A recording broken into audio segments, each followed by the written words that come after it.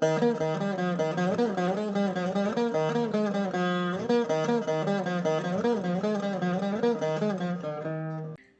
word Suprabatham literally means auspicious dawn. And the most popular Suprabatham is the one sung for Lord Venkateshwara, which begins with Kausalya Supraja Ramapurva Sandhya Pravartate. While most of us would have heard this many times and in many places, and many of us might know the meaning and the essence of this prayer, how many of us would have paused to think about the poet who wrote this or the circumstances under which he wrote this? There are so many amazing stories behind a prayer, and these can help us appreciate and cherish a shloka much more when we learn its history. Our guest today on Indic Echoes is a history enthusiast and an author. His first book is about the history of Venkatesha Suprabatham, which he has taglined as the most popular prayer of India. After a very successful corporate career, his passion and interest in history took him down a very different and exciting road where he started to research and learn about various things of the past. He now continues to advise companies and also research history. I'm so happy to have Mr. Venkatesh Parthasarathy with us to discuss the history of Venkatesha Suprabatham. Welcome, Venkatesh ji. Thank you. Thank you. I know you are a history enthusiast as I introduced you. Can you tell us how and when this whole interest in the history started? Well, I mean, look, all of us at various points of time like to hear stories. Yeah. And many of these are stories about your past. So I guess it starts like that for all of us, not just for me. In my own instance, I was rather fortunate as a teenager. I found a gentleman. I used to like reading books. Okay, so I used to read whatever everybody used to read, which was Hardy Boys and Alistair MacLean and all the westerns, Louis L'Amour, etc.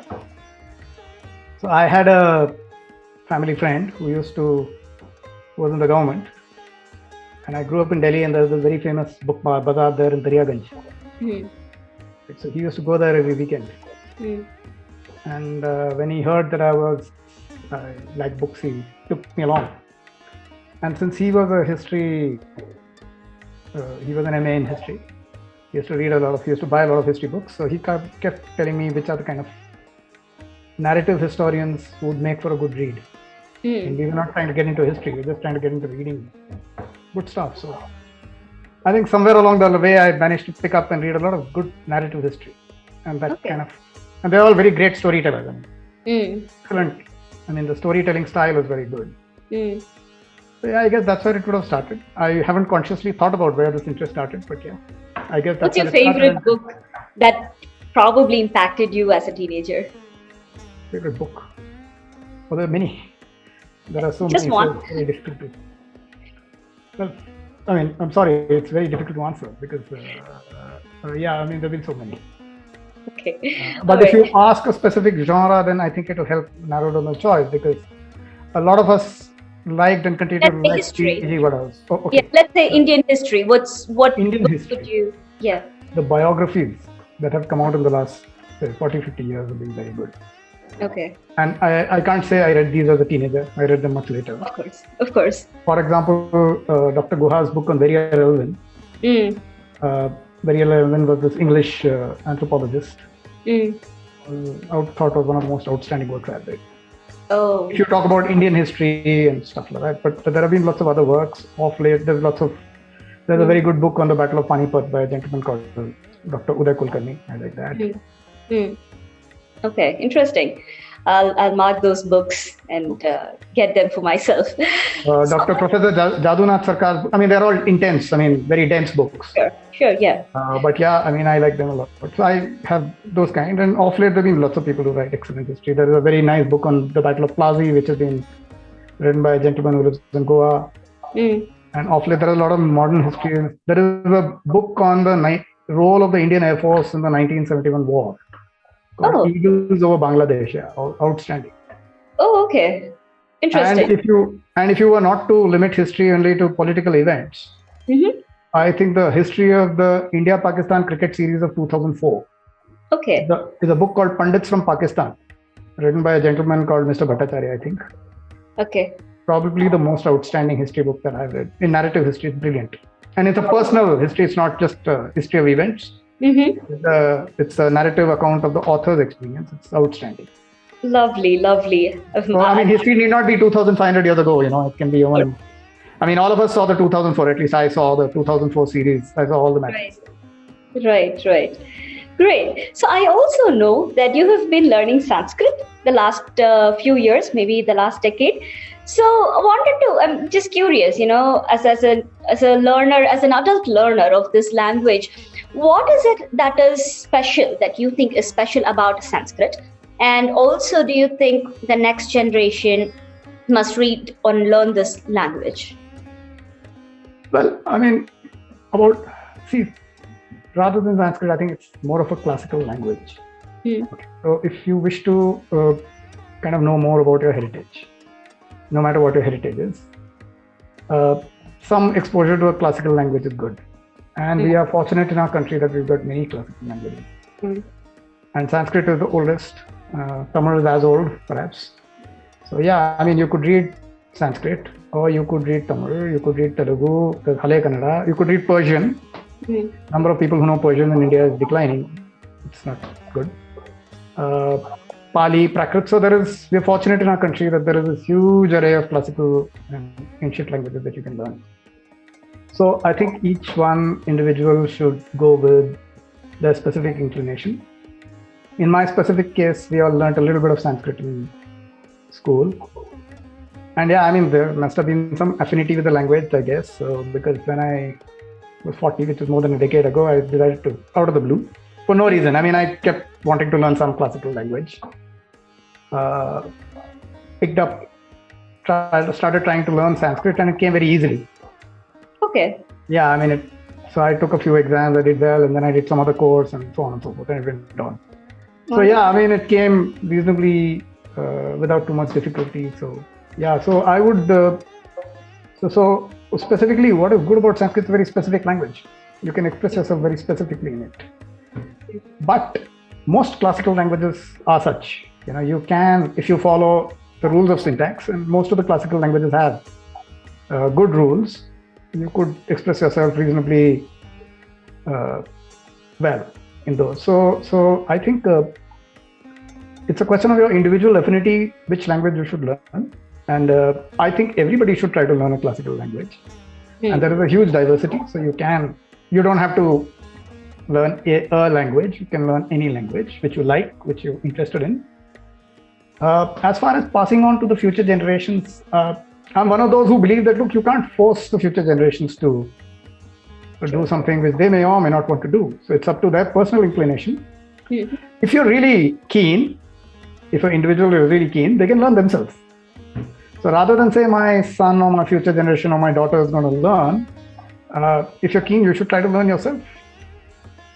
I mean, it'll require a lot of effort. But I think things like we are too old, etc., are all excuses. I think it takes not more than 15 to 30 minutes in a day. I mean, I did only 30 minutes in a day. Okay.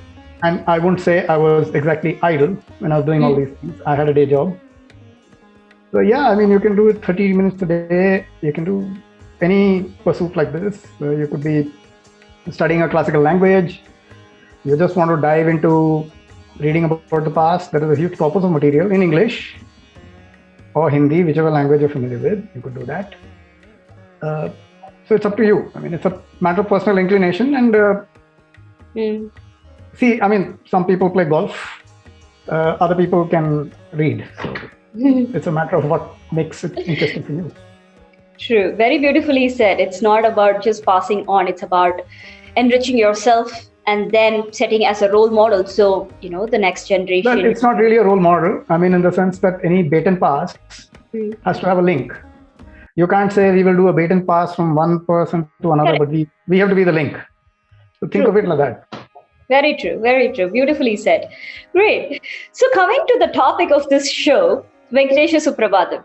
Typically, I'm pretty sure almost everyone, who's watching this show has heard this sloka, but I probably can bet that less than 50% has probably even paused to think about who wrote this and the history behind a prayer and all that. What prompted you to go down that path?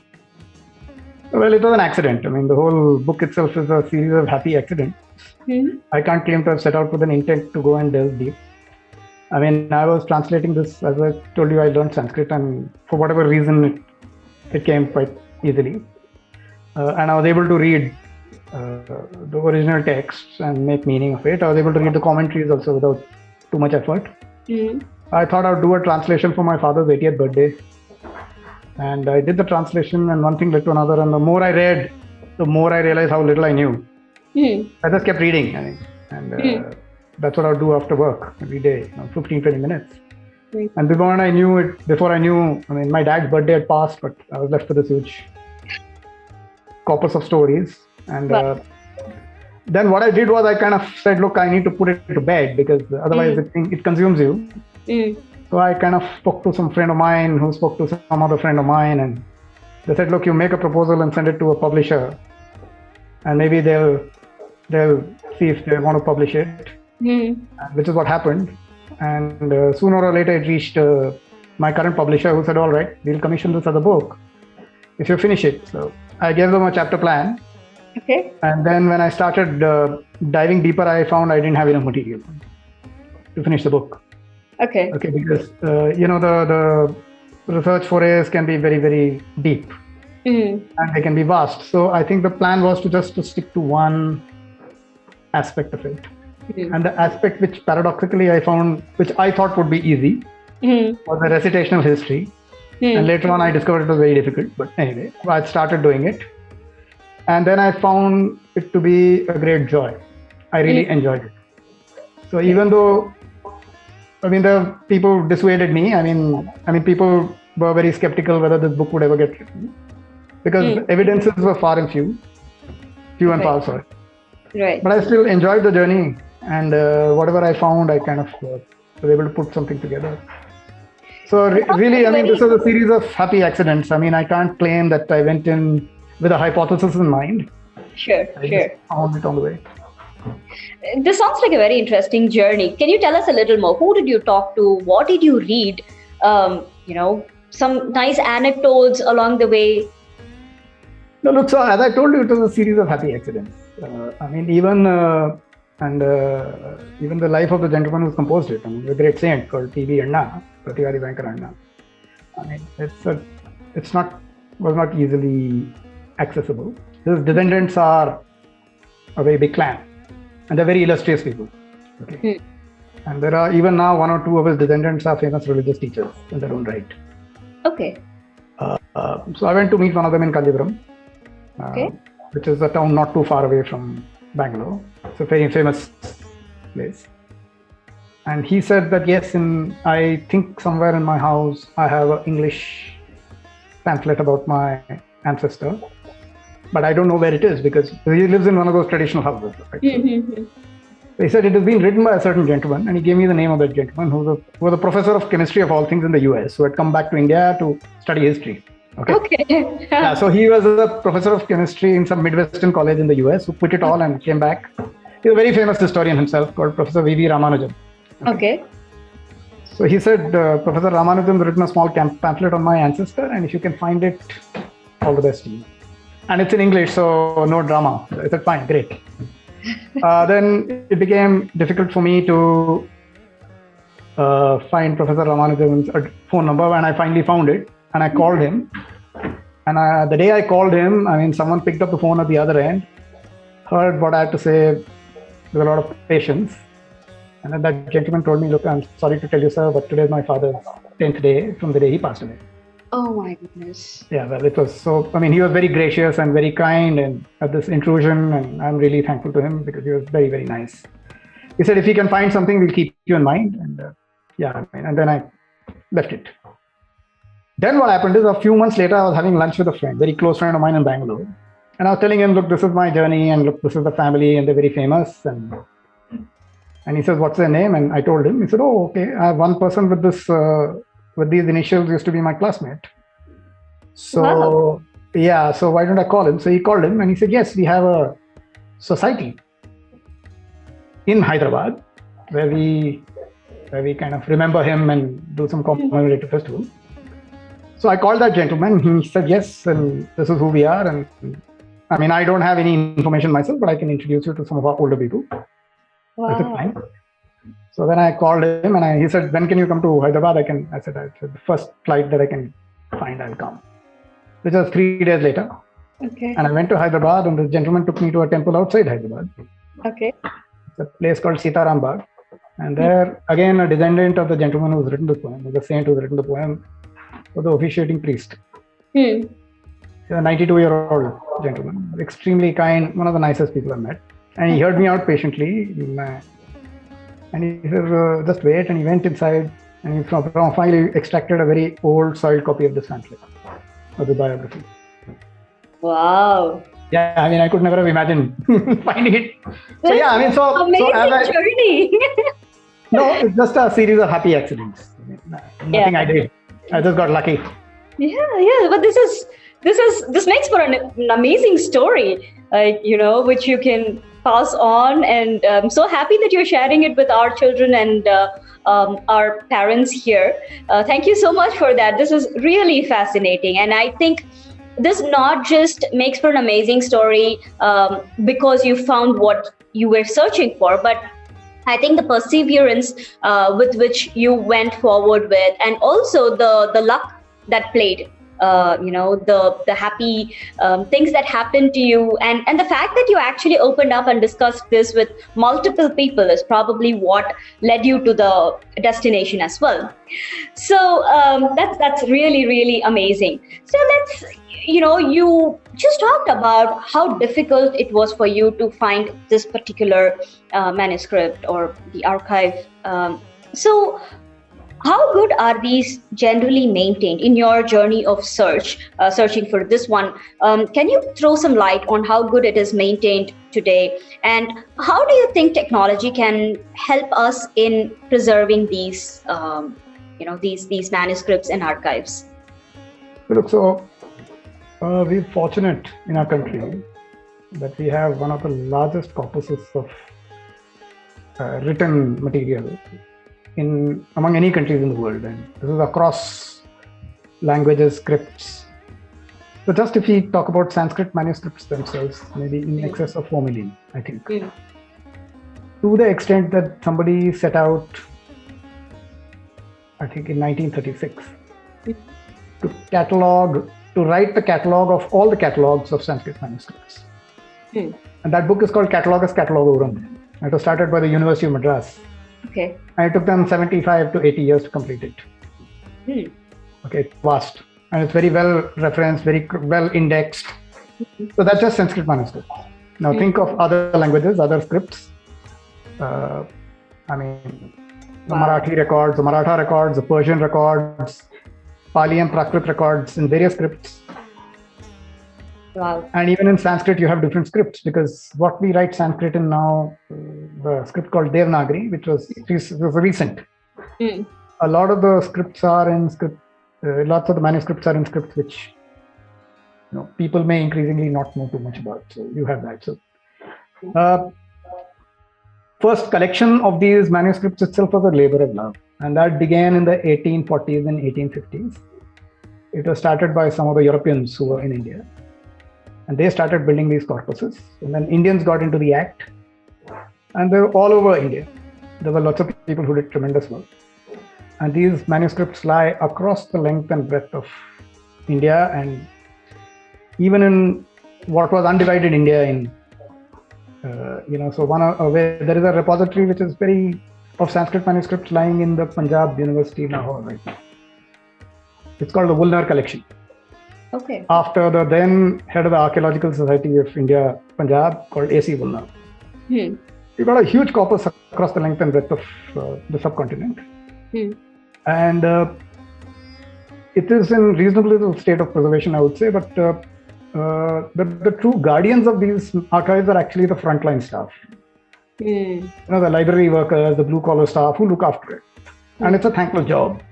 You got to clean them, there'll be cobwebs, you have to clean. then you have to take them out and maintain them. You have to ensure that the bundles are properly maintained. So these are kept in stack rooms where the stacks are numbered. And in many instances, what is there in the catalog and what is there in the stack may not match. So people have to physically go and look for your manuscripts. So I think that's an area where, in terms of a heritage preservation, a lot can be done. And given the vast corpus, I think the only durable way of doing it is digitization. And that activity has also started. The government has a digital initiative, and there are centers, for example, even the Oriental Research Institute in Tirupati, got a scanning center. But yeah, the pace, the task is so vast. Right. That you need a lot higher level of effort and energy for it to happen.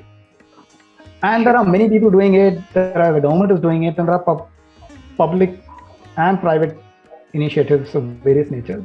And manuscripts is one part of it. Okay, and there are also inscriptions, like stone inscriptions. Sure. Yeah. So that itself is a gigantic task. And again, fortunately for us, especially in South India, over the last 100 years, there are enough records have been captured, perhaps not completely. Like, for example, Epigraphica Karnataka, which is all the stone inscription in the Karnataka area, has been, the process of cataloging is almost 100 years old. A lot of new initiatives need to happen now. And for example, in Bangalore, which I think I live in, and I think you also live in, there is a very good initiative which has been started by the Mythic Society, coincidentally by a descendant of the gentleman who composed the Suprabatham. Okay. Is all the stone inscriptions, the Mythic Society, under this gentleman's initiative, is they're digitizing the inscriptions, completely getting a 3D image of that stone pillar or whatever, and preserving it for posterity. So he's doing it out of his personal passion. Wonderful. So it is everybody's job, end of the day. Sure. This is preservation of heritage, because no single individual or no single generation will be able to read this corpus. But if you keep it, who knows who will read it in the future? And if you use technology, and see, it is very difficult to do, because if you see a palm leaf manuscript, and in South India, a lot of the palm leaf manuscripts are written in a script which is not Devanagari. Okay. And because it was palm leaf and they would write it with an iron stylus, it's like a small nail, you have to be very careful, because otherwise you will tear the leaf. Right. So if you take all the South Indian scripts, they don't have a danda on the top. On top of a Hindi word, you put that little line, right? Right. The South Indian scripts don't do that, because there is always a danger of tearing the palm leaf. Right. So therefore, the sentence is not in one straight line. The sentence will go up and down like this. Okay. So a computer, when it's trying to read it, will go nuts. Right. So there are folks in Bangalore who are applying a kind of technology called tiling technology. It means they break up each. They don't look at a word as a word, but they look at as a tile of different alphabets, so that the computer can recognize it. Okay, so this is one small thing. So like this, I'm not a technology person. I barely know how to switch on the computer, but this could be a topic that you would like to dive in with somebody who's an expert at a future date. I'm telling you the bare bones of what little I know. Okay, this is actually very interesting, and there's so much scope for applying even the machine learning. But I think some serious time, energy, and money needs to go behind it. Exactly. Because the problems are not easy to solve as they are overseas. So overseas, they have trained linguistic recognition tools by using the King James Bible or the Standard Bible. Okay, and you have taught the computer to read the syntax. It's not so easy in India. Sure. Yeah, that's true. Wow, this is so fascinating, and I can keep talking about this and asking multiple questions, but let's come back to what we started discussing, which is Venkatesha Suprabatham.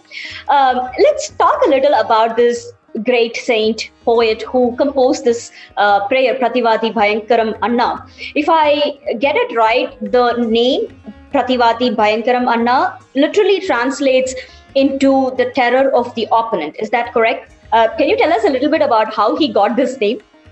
So I don't think they meant it in a way of terror and from a perspective of achievement or arrogance or victory. So the connotation is very important. I mean, all these folks were, I think, very, what shall I say? They didn't have any arrogance as a output. So I think we need to keep that in context. This was basically, he was a teenager and someone had challenged his teacher to a debate, and his teacher was himself a very great saint who did not wish to indulge in such, pointless polemic. For one, and he doesn't want to get into a, random argument. But the other gentleman kept trying to misconstrue this detachment. He was very detached as weakness. So this teenager decided to take up cudgels on his teacher's behalf, and he engaged in a debate, and he won. So he was given this title, which was not meant as in any sense of arrogance, but it was more in terms of his ability to deal with very difficult issues, his extremely high level of self-esteem at one level, and also at some level abnegation, which led to this. So I think it's very important. Can you tell us a little more about the Guru? I believe it was Manavala Munigal, right? The saint who gave him the name Prativadi Bhayankaranna is different from. So, when exactly was this prayer written? How old is it? Well, you cannot state the date with certainty, and I've also not.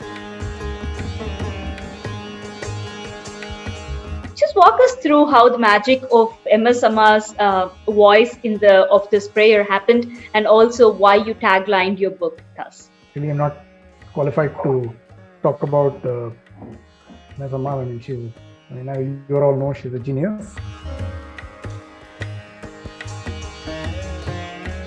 Have there been places where you have heard this, like where you didn't expect to hear and you heard this prayer? Oh yeah. I mean, in the early 90s, I used to be based in Rajasthan. One of my jobs. Okay. And once I was